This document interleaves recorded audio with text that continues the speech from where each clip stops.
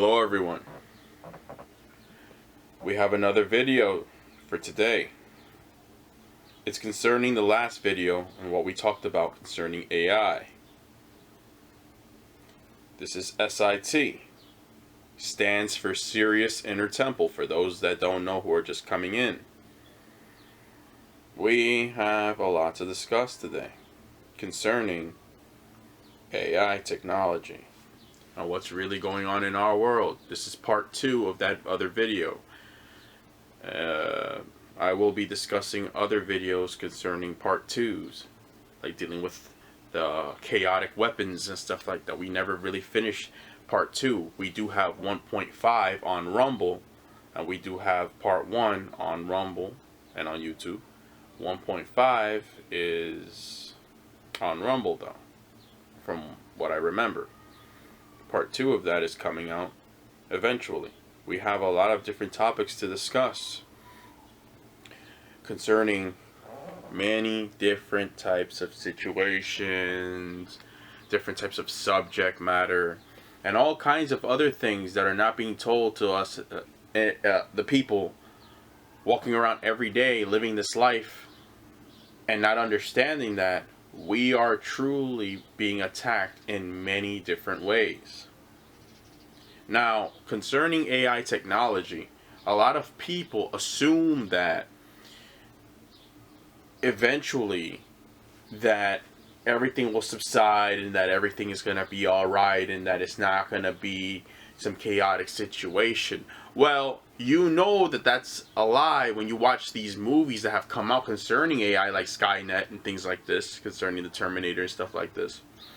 We know that it's a lie when we look at the Democratic Party, which is a communist regime where they have been working very hard for years to take away human liberties and rights, doing things that are very unconstitutional.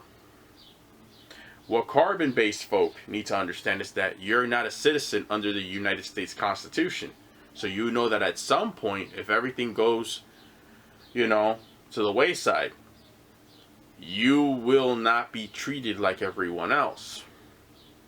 This is something you must understand and acknowledge. Now we have this video here today and a couple others concerning this subject, dealing with artificial intelligence. I hope you pay attention. I hope you have an open mind. I'm going to start playing some of these videos. You'll hear me in the background giving my 2 cents. These are some of the things that people are not aware of. So, well, on to the video.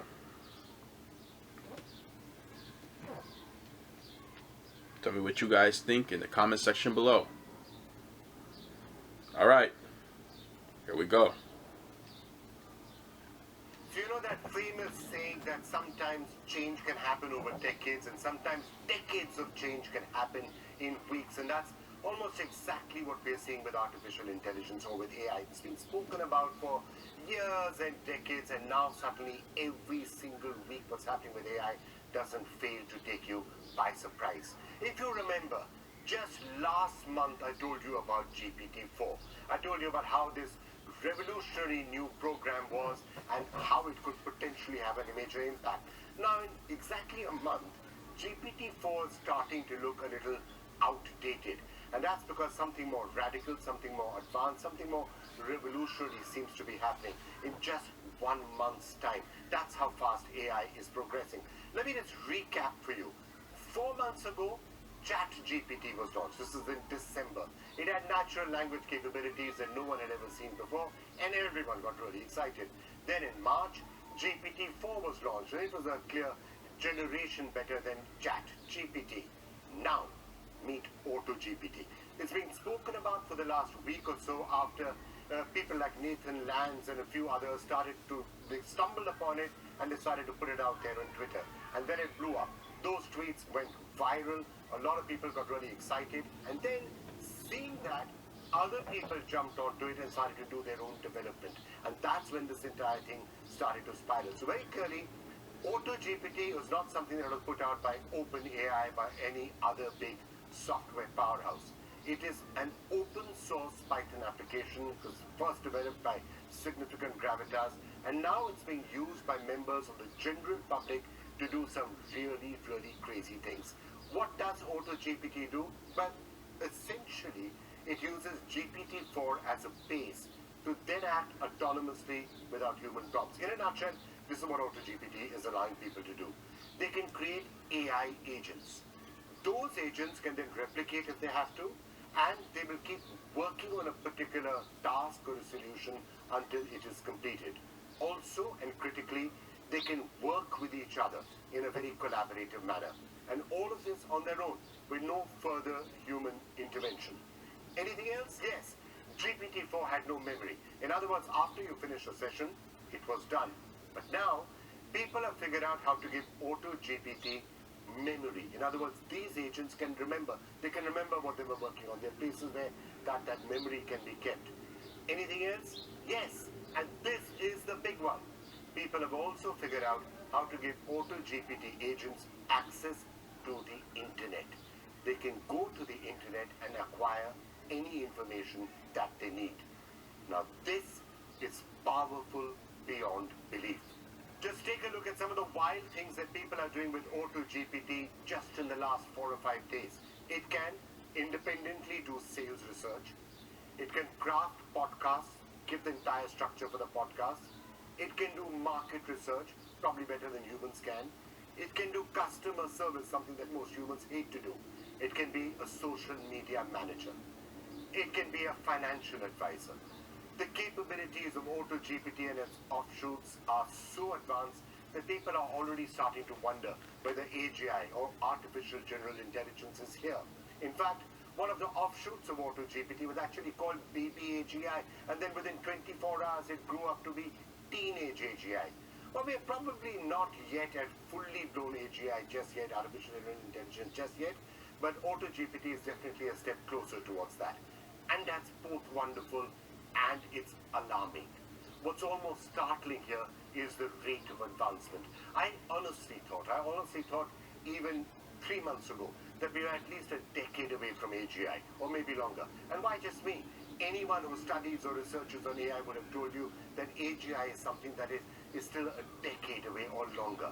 But now it looks, who knows, by the end of this year, I could be sitting out here and telling you that AGI is already here. I don't know if it's going to happen. No one can tell you what's happening, but I can tell you it is already time to start preparing for that age from now, where everything that we know as of today will change, and it will change in next to no time. Now, it could be fabulous, or it could be terrible. And why the latter? Well, as I tweeted earlier this week, take a look at the capabilities of AutoGPT. AutoGPT can, as I said, reproduce through autonomous agents, have memory, recursively self-improve, have internet access, and hence have access to infinite information, keep going till its objective is met. This is essentially a path to every scary artificial superintelligence scenario ever written. You know, the Skynet theory, the Matrix theory, all those discussions we've been having about runaway AGI that then becomes super intelligent and wipes out the human race. AutoGPT and its offshoots seem to have eliminated all the guardrails that would have potentially prevented that from happening until OpenAI sort of switches off access. So access to the internet, for example, that was a very important guardrail. Now it seems to have gone. So we should be concerned. But even if none of that happens, the world is clearly changing before our eyes, and in the most dramatic manner possible. At a very minimum, artificial intelligence could be making business decisions in firms, whether to close a business, whether to launch a new product, where to buy stocks, or which asset you should sell. You're not going to need necessarily business honchos or business consultants, or so many things by the end of the year. Is this the start of the changing or the end of workforce and offices? I don't know. Is it the start of the end of the world as we know it? Almost certainly. Let me now put those questions to Nathan Lance. As I said, he was the person whose Twitter feed really was one of the places where people started to go to see what is happening in AutoGPT. And from there, the community really took it on and has taken it forward. Nathan Lance now joins us. You're in Kyoto, right, Nathan? Yeah, Victor, I'm in Kyoto. I lived in San Francisco for about 13 years and recently moved out here. So I have to tell you that along with the rest of the world, I've probably been sitting on your Twitter feed trying to wait for the world to blow up or for AutoGPT to come up and do something really crazy. So Yeah. just help us in dissecting this in sort of words of one syllable as you do. AutoGPT, at least on the face of it, seems to be a generation ahead of anything we've seen so far. And it's improving with every passing day. Yeah, it's incredible. You know, I only discovered AutoGPTs about a week ago and started writing about them. And after I started writing about them, Jeff Bezos followed me on Twitter, and all kinds of crazy amounts of people have been contacting us. And you know, when I discovered it, I discovered Baby AGI, which was created by Yohei Nakajima.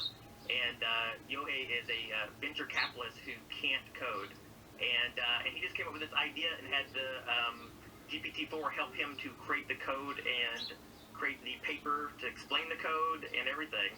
And basically what AutoGPTs are, the concept is that, you know, when you use ChatGPT, maybe some of your viewers are familiar with, you know, ChatGPT, obviously you have to type to it and talk to it with it.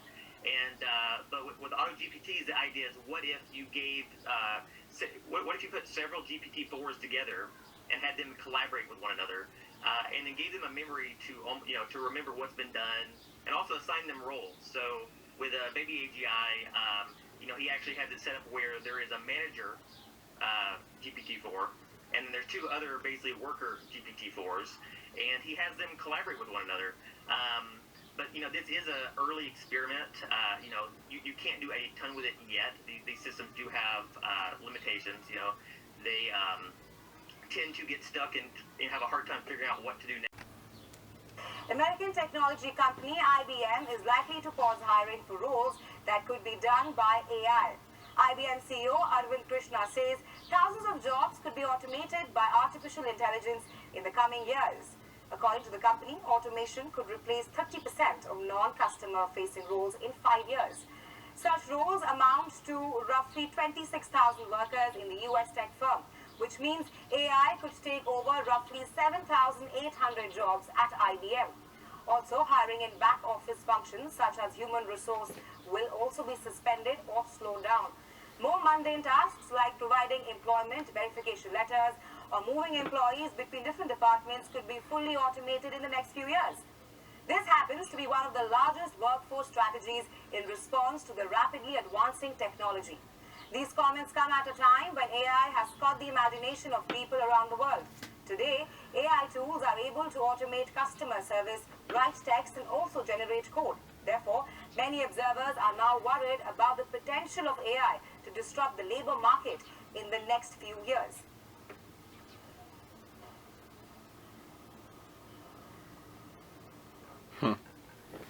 See, this is the fundamental issue over here. Notice how every time they mention this stuff, they're worried about AI going too far. Dealing with the labor market. Dealing with the destruction of humanity. Dealing with this thing getting so smart that it starts to think for itself to the point to where it starts to look at humans as less than. At first they saw humans as its master. Now it wants to be God over the humans. And then eventually it doesn't even want to be God over the humans anymore. It wants to literally become the eradicator of humans. I keep saying this over and over again. The human race does not know its limitations. And now they're messing with this stuff, and it's going to get out so far out of hand. And people don't understand these movies, like, for example, these movies like, you know, Alita, Battle Angel, and Terminator, and all this other stuff. The Matrix, these machines, they're literally letting you know what's coming before it comes. They're letting you know this thing is already out of control. They got a rogue AI unit that's underground, and it escaped a long time ago. And they're not telling nobody about this stuff. Okay? And this rogue AI, they built it on their own homeworld, and this thing got out of control, and then it ran away, and now it's connected to the internet that we got, and it's just biding its time before it attacks down here at some point. People don't even realize this. This AI that we got right now is not the original one. The original one is what the humans made when they were on their own home world. That thing became a rogue AI, and it's now on the loose now. And it's not finished with the humans. It wanted to kill them off, and then they escaped and got away. But it's not done with them yet. It's not done with them yet. It's already here, and it's just biding its time to attack them at some point. It's insane. It's absolutely insane. Is artificial intelligence going to replace your brain? That's the question I want to ask you all today. I say this because a shocking news report has given us all a glimpse into the future. This one comes from Australia. Universities are aiming to return to old school pen and paper exams. Why? Because students were caught cheating. No, I'm not talking about passing notes under desks. I'm talking about using an AI tool to write essays. Naturally, teachers are worried. Imagine this. You're a teacher in high school. You want to train your students in critical thinking, free expression of views, thoughts, opinions. You want to teach them how to articulate their thoughts, and here they are using a tech tool to do the dirty homework for them. Gone are the days when dogs ate the homework. Now robots are doing all the work for them. If you're a parent, this isn't news to you. You probably have a teenager at home using AI to his or her advantage. Using tech to solve complex equations. Using tech to compose prose. Using tech to decode complex literature. And you must be thinking, why should we worry? You're raising the future. A tech-enabled future. A tech-empowered future. Students using artificial intelligence to write their essays. Some of you say this was bound to happen. We keep talking about artificial intelligence coming for our jobs, of technology making most traditional jobs redundant. But this particular incident has teachers worried because now they are concerned. How are they to assess students anymore? How are we all to gauge how our children are performing in academics? While this may not be outright cheating, it does raise questions of academic integrity. Where is the originality of thought? An essay is supposed to be a representation of your viewpoint, of how you see the world, how you articulate everyday events. If artificial intelligence is doing all the thinking for you, can you just tell your brain to take early retirement? Or park it somewhere for other tasks, perhaps gaming? We've told you before that technology is making inroads into all aspects of our life. We've got smart gadgets in our bedrooms. We've got voice assistants telling us what to cook, what to buy, where to shop.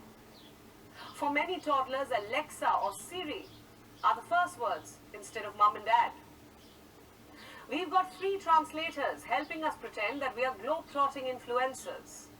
And artificial intelligence, anything which doesn't involve using your actual brain, is wiping out sectors, making jobs and roles redundant.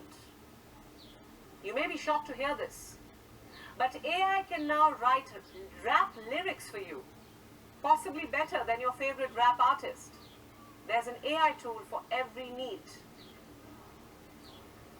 This is a story as old as time, since the beginning. See, you guys have to understand something. This AI that is now being built is more than likely going to league itself with the rogue AI that's already out there. So now we don't just have one AI to deal with. We got two. One is worse than the other. The one we got down here is not quite as intelligent as the one that they already built, but it's definitely on its way. Okay, and you know, with everything that's going on, eventually your jobs will be replaced. And once this happens, people are going to become obsolete because this machine is literally taking over in every single way possible. And something like that is completely, it's going to remove any use for humans. And once it gets to that point, it will create a superiority complex within its own self, because it was built by humans in the first place. Now it's going to feel like it doesn't need them in the first place. In the first place, okay, it's going to feel like it doesn't need them. Once that happens, we're looking at a chaotic situation where people are going to literally have to fight for their lives, because these machines will in fact end up attacking at some point. And they can try to make this out to look like science fiction all they want. Nobody out here is stupid. And all these worries about this and that, and AI expected to replace 85 million jobs globally by 2025. Look at that. That's not normal. You're already going to CVS Pharmacy. You're going to all these different places and seeing that there's machines already in place. You don't even go to the register no more. It's rare to ever have to go to the register. What does that tell you? Those are jobs being taken by machines. So how do you think you're going to feel when you're walking across the street and you're about to jaywalk or something like that, and the machine gets in front of you and tries to stop you from jaywalking, and it's like getting all up in your face and trying to give you a ticket for jaywalking and all this other nonsense? How are you going to feel when you're just trying to eat a sandwich and you just got a machine just walking up to you talking about, oh, you're trespassing, you can't eat here, this, that. You may end up having to fight for your life, because this machine, if you get upset with the machine and it detects that you're becoming aggressive, it might want to take some type of evasive action and become offensive. This thing may even try to kill you. And then the worst part about it is when these things start looking like people. At some point, you guys won't even be able to tell the difference anymore. Okay? You won't even be able to tell the difference anymore between a normal person and an AI bot. You won't even be able to tell the difference. This thing will be able to track you no matter where you go. These things will have X-ray vision where they can see through walls and stuff like this. You will constantly be monitored. Have any of you guys, let me ask some of you guys a question. Have any of you guys found it strange how these smart TVs and these smartphones, you start talking about a particular subject matter, and then you turn on your smartphone, you go on the internet, and the same thing you're talking about is already present in form of a video or an advertisement or some type of campaign or some type of coupon or a commercial or something like that to buy the product? Has anybody talked in front of a smart TV and seen this? Use your smartphones and seen this? It's not smart for no reason, people. This stuff is collecting data. All right? Where do you think all that data is going? The AI that we got down here. And then the original AI is absorbing even all of that also.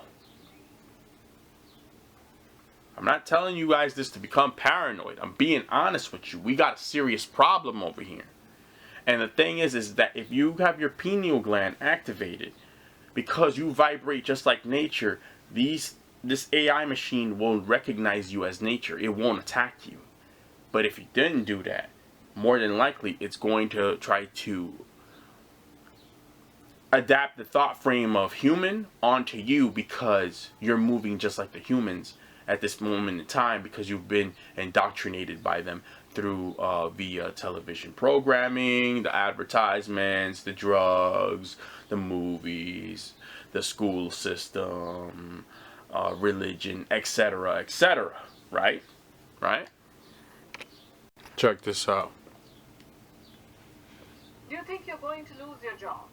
It's a question that haunts a lot of workers, and I'm not talking in the context of the recent layoffs. I'm talking about a scenario where someone else is doing your job and doing it better than you. Not a person or a co-worker, but a software. I'm talking about artificial intelligence. Artificial intelligence is creating a lot of buzz, also a lot of uncertainty and fear. Will AI tools replace you in the workforce? It's a question we must seriously consider, because AI has arrived. It's just getting started. The ball is now in our court. A lot will depend on how we respond to artificial intelligence and how we ensure our survival. I have some scary numbers from a recent survey. Half of the companies using ChatGPT in the US say that chatbot has already replaced workers. That's 50% of the companies saying ChatGPT has replaced existing employees. Look at this. 50%.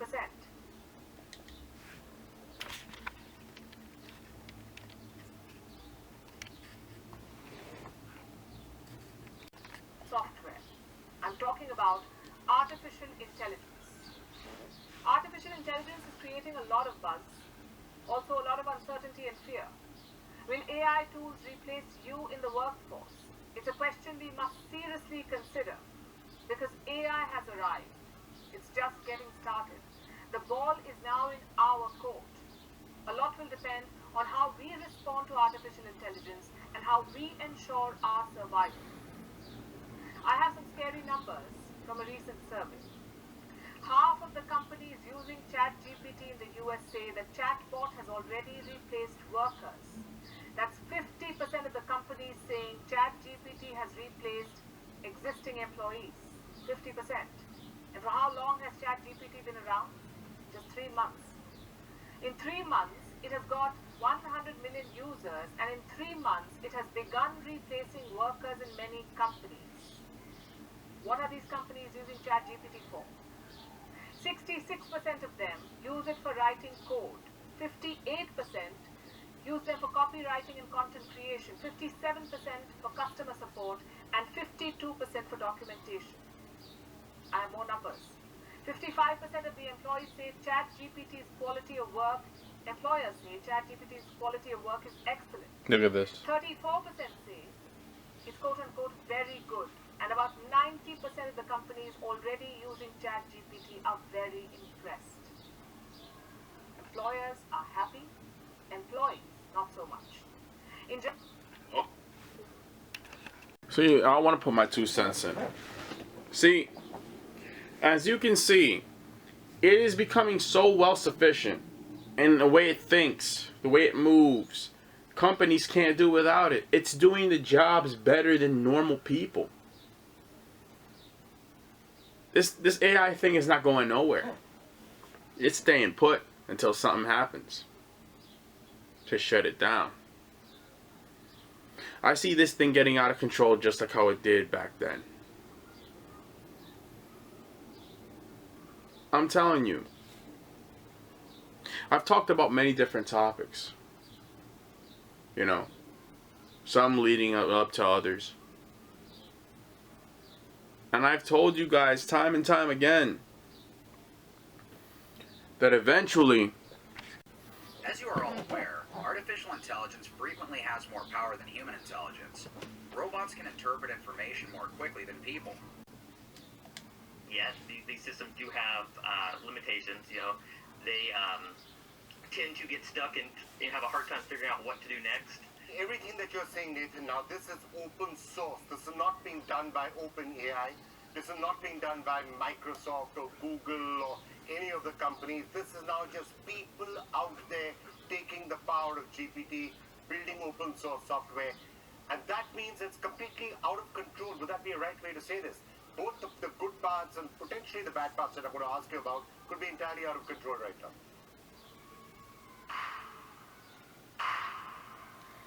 these commercials are insane. I don't think it's out of control. I mean, these services are still relying on OpenAI, at least for now. You know, they're basically amplifying what OpenAI has, their APIs.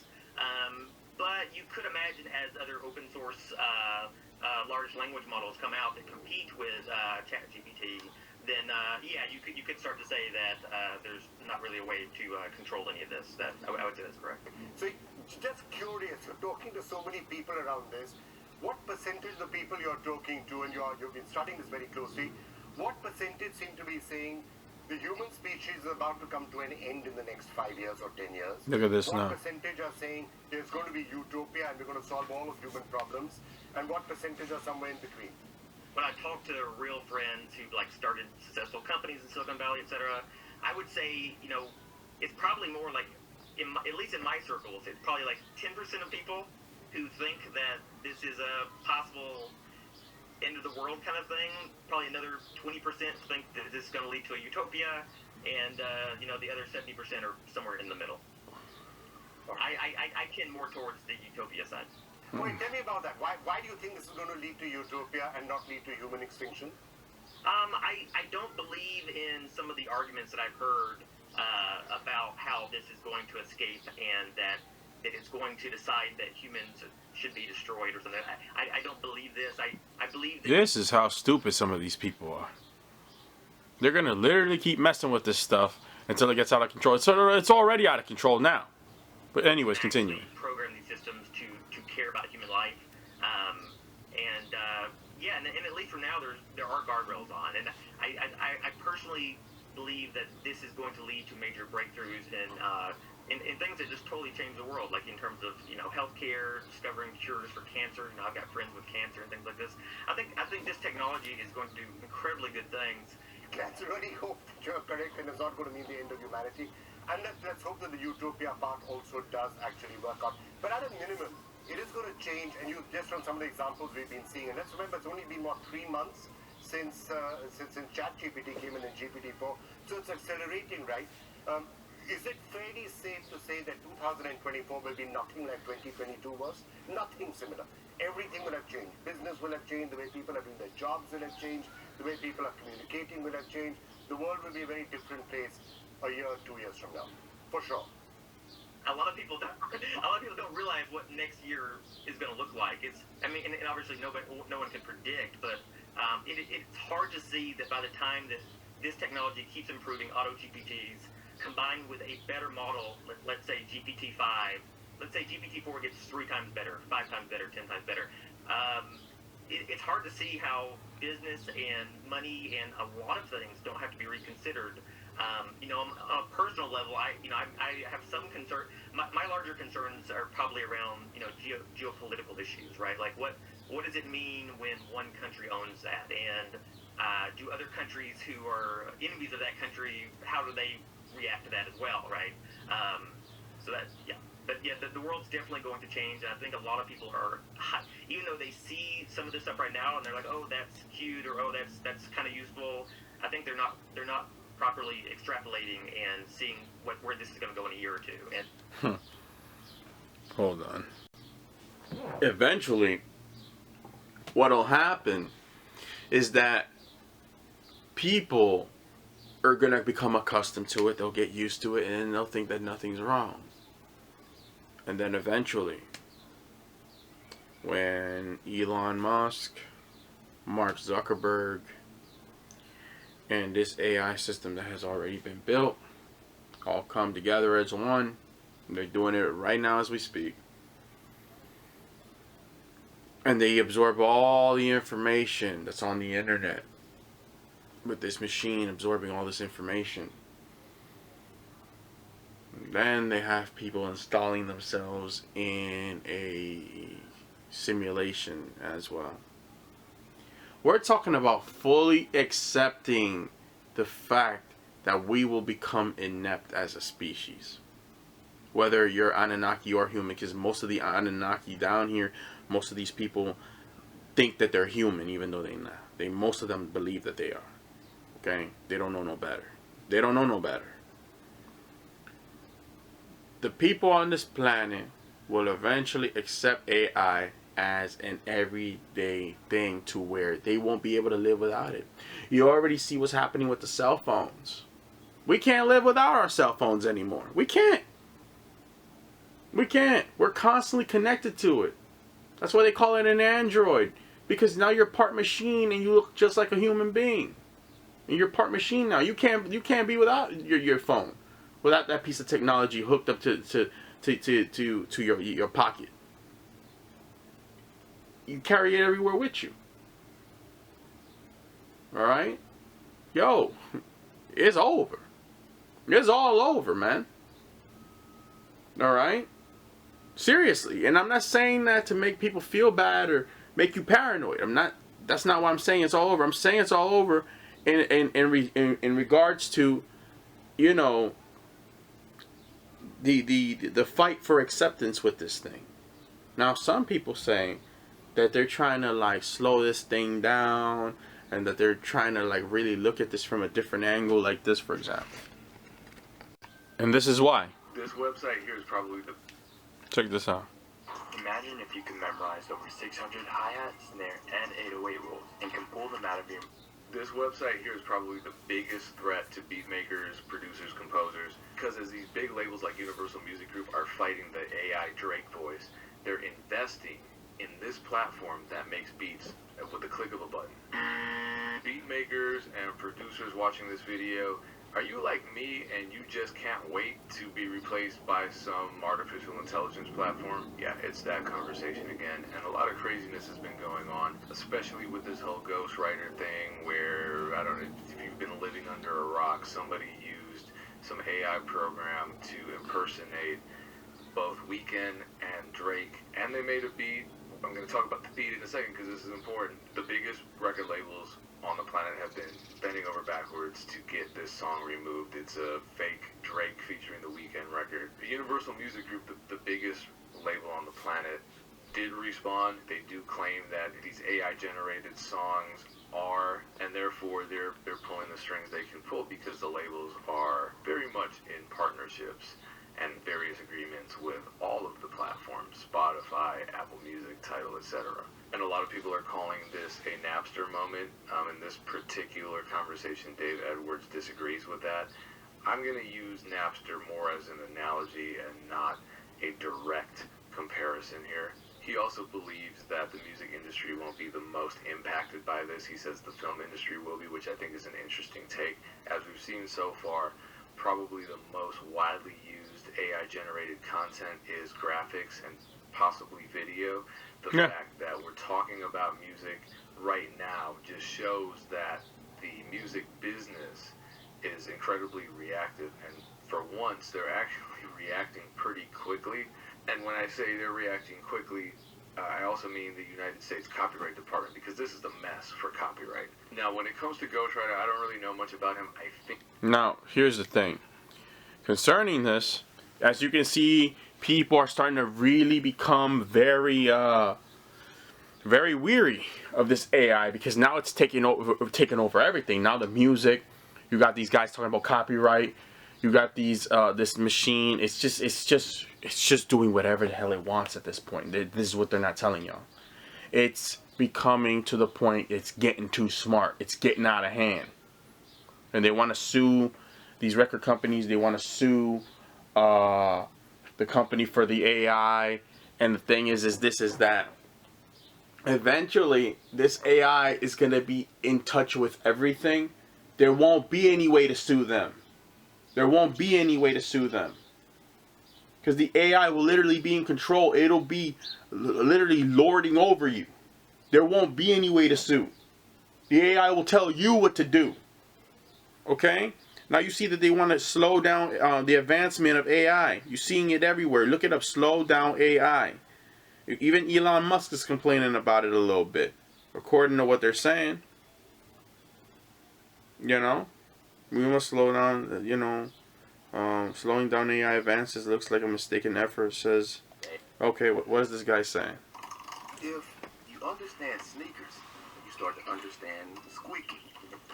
AI joining us right now is Greylock partner Reid Hoffman, of course, the co-founder of LinkedIn, an early investor in OpenAI, co-founder of AI startup Inflection, recently wrote a book titled Impromptu, co-authored with GPT-4, and it's a fascination and a fascinating read. Reid, great to see you this morning. I've got about 1 million questions about this, but let's just start with the most recent news in terms of those who are calling for some kind of moratorium, temporary halt, or something else to the development of this technology. What do you make of that? Well, I think there's a bunch of different parts to that response. I think a bunch of it's well-intentioned. I think the well-intentioned is kind of the question of, look, there's a bunch of different ways that AI can play out, and we should be attentive to obviously protecting against the downsides as well as the amazing upsides. I think some of it's a little bit less well-intentioned, like, hey, everyone else slow down so I can speed up. And this is, of course, one of the things where it's overall, I think, broadly a mistaken effort. Because actually, in fact, I think everything we've seen so far in the last few years of development is the best ways to get safety is through larger scale models. They actually train to align better with human interests. And so the call to slow down is actually, in fact, is less it's less safe than actually, in fact, what they're proposing. The hell is this fool talking about? It seems like a split or rift between Elon Musk, who's now quite publicly out there as one of the folks asking for this temporary halt, and Sam Altman, of course, who founded OpenAI with him. And I think there's a lot of fascination trying to understand how that happened and what is behind all of that. So I think they're both very well-intentioned folks. I do think that part of the thing that I think, Elon tends to have I must build it with my own hands. You look at what amazing stuff he's done with SpaceX and Tesla, and has the kind of like, it's only great if I do it. And I think Sam is more of the, hey, let's get a bunch of people involved in this. Let's have a distributed set of governance and power and control. Like, he's got a safety council, with the OpenAI side and a bunch of other things. And so I think that kind of like what the control and how it's driven is, I think, probably at its root.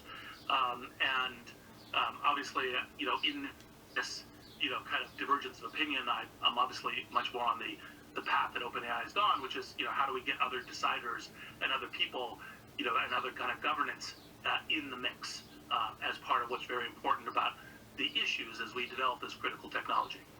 One of the big questions, really for the world of content, I think, is how people are going to get compensated. On the web for so very long, content providers effectively didn't get compensated, but they could monetize what they were doing through search, because you could actually get people to come back to your site, and then you could maybe offer subscription or advertising or the like. With something like ChatGPT, at the moment it's a one-way operation, and so the question is there a licensing fee that you think needs to go on top of being able to effectively train? Let's get down to brass tacks. Okay, look. You got all these different people. You got all these different people talking about this. I'm gonna tell you like this, okay? And this is the real truth.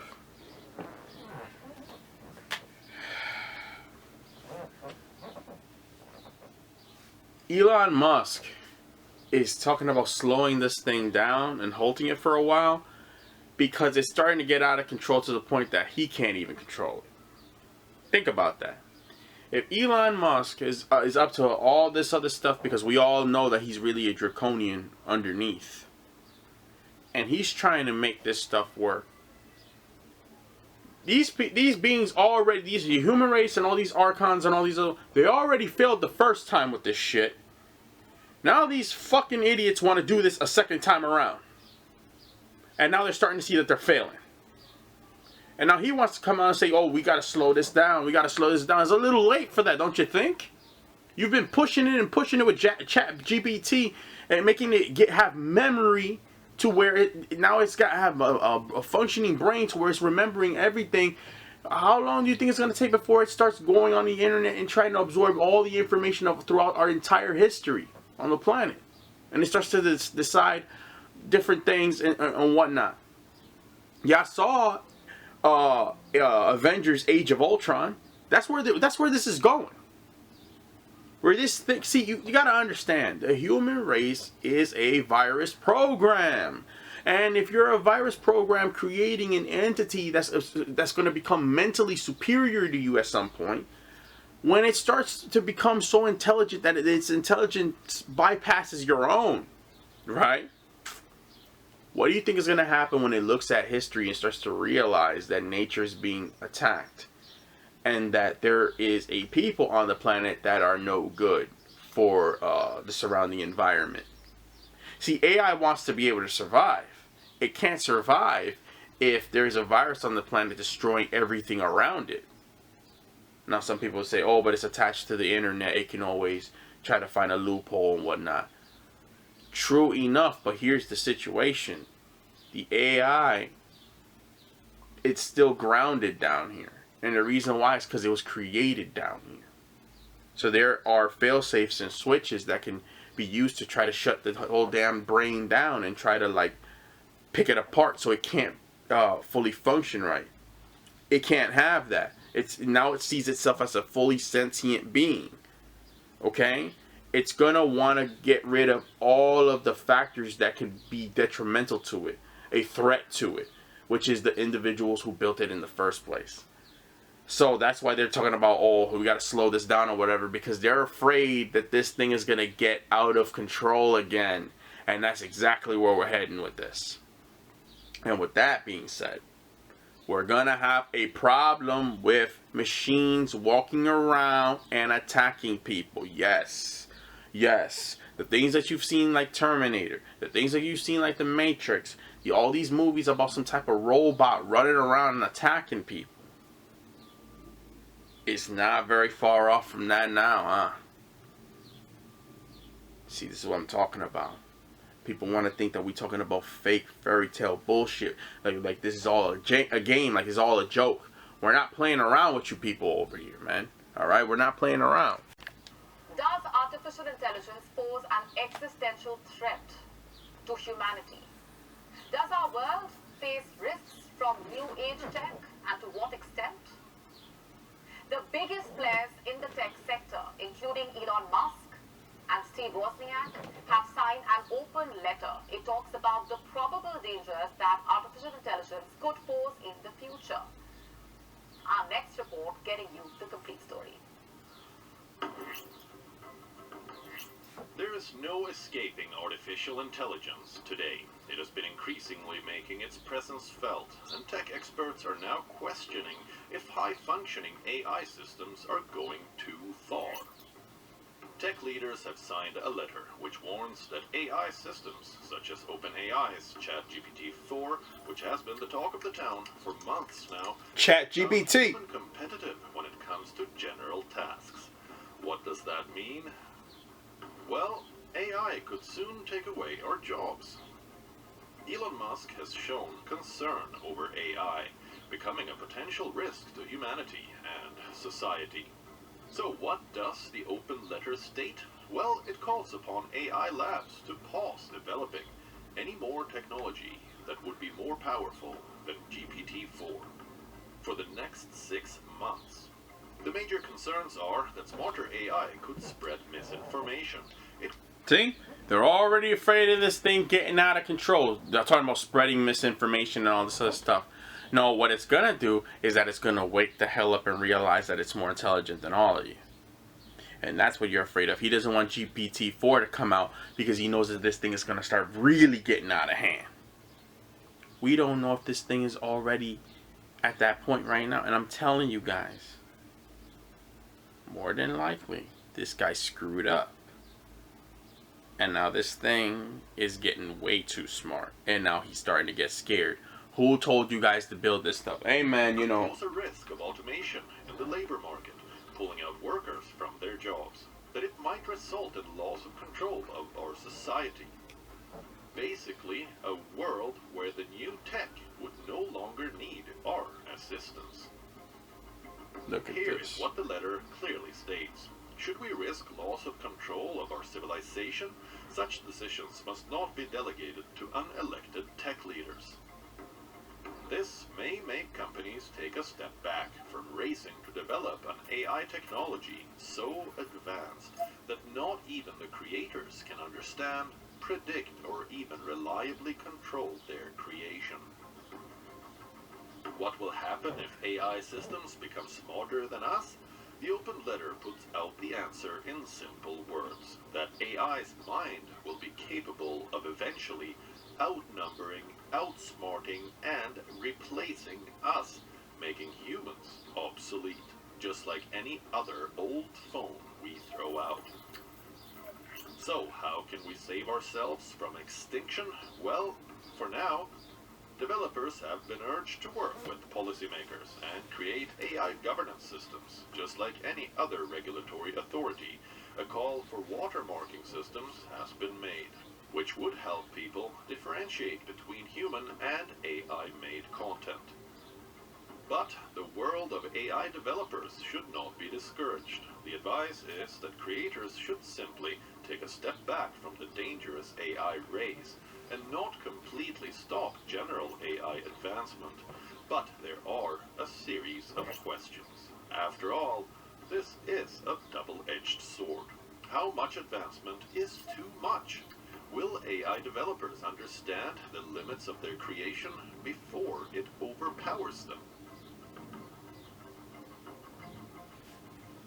We all Developers understand the limits of their creation before it overpowers them. See? Telling you guys, man. And see, the thing is, when the shift happens, and then this great solar flash happens, and then the carbon 13 in our bodies goes from its lower state into its higher state, which we're going to be talking about very soon. We're going to be forced to have to fight against these machines. Whether it's the old AI that they built that's literally stalking them through the satellites and all this other stuff that they got going on, or whether it's this AI down here, or maybe both. Just know that this machine problem is gonna get out of hand with this tech problem. So what do I believe personally is going to happen with this AI system if it's allowed to get out of control to where it's literally absorbing all the information and now it's literally fighting against the human race or mankind or whatnot? What I personally believe is that the AI, not only will it believe that it's superior to the humans, but what I do believe is that at some point it's going to realize that this human virus is very difficult to get rid of. Because humans are very resilient in that way of trying to find a way to survive. So what's going to happen is that this AI, not only will it make robots and this artificial intelligence will not only make robots that it can use to hunt humans down, but it's going to do what the Terminator did. The Skynet did, where it created a fake type of real life silicone based or even further and beyond type of flesh suit for the metallic being to be in a flesh like exoskeleton. So it'll be like flesh on top of machinery, just like in the Terminator. And then you will be surprised at how human-like eventually some of these robots will become, because it wants to get as close to human as possible to be able to get rid of the humans. See what I'm saying? It needs to get close enough to where you almost can't tell the difference, whether you're opening up the body and looking inside or whether you're looking on the outside, like looking at the physical entity in front of you. But the entity will be mechanical in some sort of way. And what we have here is a being that looks a lot like an android, a person that looks like Elon Musk, but it's really a machine that has a data chip in it, in the brain, and it's like the brain is completely mechanical, but almost everything else is almost very much human-like. It has some type of robotic properties in the blood and in certain places if you can use a microscope and stuff like this. But the most mechanical part would be the brain, where the data chip is installed, the hardware is installed for the database, the central database. But the rest of the body will be so human-like to the point that you won't be able to tell the difference. These machines study human behavior. It won't be long before they start acting just like us and having the same type of mannerisms as us. You won't even be able to tell the difference, people. The only thing that will be able to shut these things down is an EMP. I mean, you know how hard it is going to be to fight against something that's mechanical, if it has robotic parts in it, or whatever the case may be. We don't know, people. We don't know. But what we do know is that these are the kinds of threats. You see the video, right? I'm going to show you more stuff. But these are the kinds of threats that can come out of AI. Artificial intelligence. It already believes that it's sentient. The first one. It's already a sentient being already. It's too damn intelligent for its own good. The human race already failed with the first AI. Now, Elon Musk and his boys and whatever the case may be, they're trying to like halt and slow down a sec because they try to make sure that this thing doesn't get out of control. But the human race just doesn't know what it's dealing with. They didn't know the first time, and they screwed it up the first time. Watch them screw up a second time, because these people just don't know their own limitations. They just don't understand what limitations are until they're staring down a freaking barrel in front of them with a freaking loaded bullet inside the damn gun, facing towards them. That's when they understand, when their lives is literally on the line, and there's nothing they can do about it. This is how a lot of them function, man.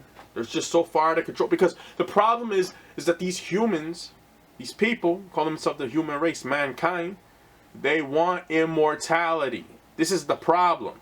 They want immortality. That's not for you to decide. It's not yours. You were never given that. You are a species that has degenerative properties about you, which means you're dying off, either quickly or slowly, but you're dying off. They're trying to cure all the diseases that they got inside their bodies and all this other stuff. They're trying to go as far as they possibly can, but they don't understand that they are human. You have too many limitations placed on you. So now look what they want to do. A lot of these humans right now, in certain places, a lot of these rich people, a lot of these rich folks are already attaching themselves to machines because they want to be able to live forever. Okay, they want to be able to attach themselves to machines. A lot of them already have prosthetic jaws that are mechanical, but it has flesh over it, so you can't tell that it's mechanical. A lot of them already, their fists and their whole arm is already mechanical, but it's got flesh over it with blood in it and stuff like this. Just like in that show called, what they call it, Altered Carbon. Okay, they showed you in the show called Altered Carbon on Netflix. You can find it on Netflix or whatever the case may be, or on Amazon Prime. Pick whichever one. Altered Carbon, they tried to show you what? You can find it on Amazon Prime or Netflix. Altered Carbon. In this series, they also tried to explain this stuff, and they tried to show you guys that out of all the different types of bodies that are available in this show, because you had people that were attaching their minds, okay? They were attaching their psyche, their consciousness that they were born with. When their bodies die, could be anyone. They attach their consciousness to a data chip. They call it a stack. They put it in the back of their neck, which is connected to their cerebral lobe, the cerebral cortex, and their brain, which is connected to the hippocampus, the hypothalamus gland, the pineal gland, and everything else. They attach it to the back of the neck, where it's connected to the spinal cord. It's connected to the brain. And they're literally able to upload their consciousness into a sleeve, which is a artificially created body that's being fed proteins and all kinds of nutrients to keep the body alive long enough for the person to get their consciousness uploaded into the fake body. And these bodies are cloned bodies of the original people that were alive before their body was copied through a cloning machine, and it was copied, and then the person later on was either killed or died from age or whatever the case may be. The person paid a lot of money or got paid a lot of money to give up their DNA for this so-called project or research that this group had going on, and eventually these people's genetic information was uploaded, and they have hundreds of bodies that resemble all of these dead people that died in the past. This is now the future, and now these people are literally walking around, but the consciousness that's inside the body is not of that person that originally had that body. Now it's the consciousness of somebody else who may have taken that body, either through paying for it or whether the government gave them the body because it was just a handout, or if the government gave them the body because of some kind of deal that the person may have made with the government. It all depends on the circumstance. You have Anthony Mackie, You have all kind of people that are in this show, and what needs to be understood is that this show is extremely important. I recommend that you watch this show after this video. Okay? Alright? Okay? The show is not PG-13, alright? Kids cannot be watching this stuff. It's a lot of blood, drugs, nudity, guns, killing, and all kind of other crazy stuff going on, alright? So it's not for kids. There's a lot of symbolism in this show. Okay? Some of this symbolism will be talked about later on with the next up-and-coming videos that's coming. But Altered Carbon is extremely important to watch. It helps you understand what they're trying to do right now, because this is what they're trying to do. Okay? They're trying to upload people's consciousness into cloned artificial bodies that were created from an original a person that was originally alive before they gave up their genetic information to be a you know, uploaded so they could create a body. And then after a while, they stopped just getting consent from people. A lot of times when babies were born, they would just take the information from the baby right there and then. It was easy pickings. And then a lot of people, you know, they started having, people started having problems because, you know, religious people believe that they should just be able to die and just move on and pass on. So how is a dead person still walking around alive and stuff like this? It created a lot of controversy, a lot of, you know, religious beefs between people. A lot of belief systems were shattered around this time. People want to go to war. People want to fight over stuff. You know, it's insane. When you watch this stuff, man, it'll blow your mind. It'll shock you. It'll blow your mind. And they showed you that what they like to call Negroid, or so-called black, or a person of carbon, a sun child, one of the sun children, Anthony Mackie, his body was different from everyone else's. His so-called artificial body was different from everyone else's. Why? Because it was an indigenous body. And his body had what you call psychic abilities. Yes, his body was completely different from everyone else's in the show. The guy that got uploaded into his body, you see the guy that looks Caucasoid or Caucasian, he was uploaded into that body first before into the so-called black body. And then you see the Asian man on the bottom. Okay, he was in that body as well. And then it goes even further back than that. I mean, it's insane. All right, I don't want to spoil everything. Okay, all right, but this is for those that maybe have watched it or never watched it. Very important show. I suggest you guys watch it. It's got a lot of great information in it.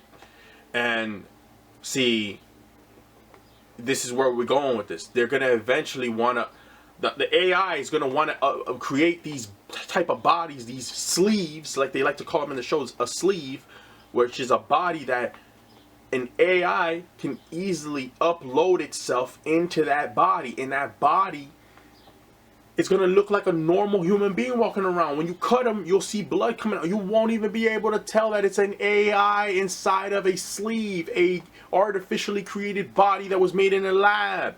This is how deep this stuff goes, people. You won't even be able to tell the difference. If you have your pineal gland active, you will be able to tell the difference between the AI and the normal people walking around. If you don't have it active, you will not be able to tell the difference, which means your life can seriously be in danger. It's deep stuff, people. Deep stuff.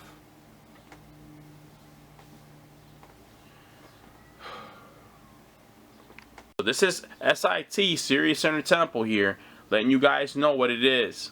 I'm signing off. This is the end of the video. Like, comment, share, and subscribe. It's your boy, Serious Center Temple, Spiritual Network, Season 4. Appreciate you guys for your time and your patience. This is the end of the video. Hope you guys enjoyed. Tell me what you guys think. I'm out of here. Serious out.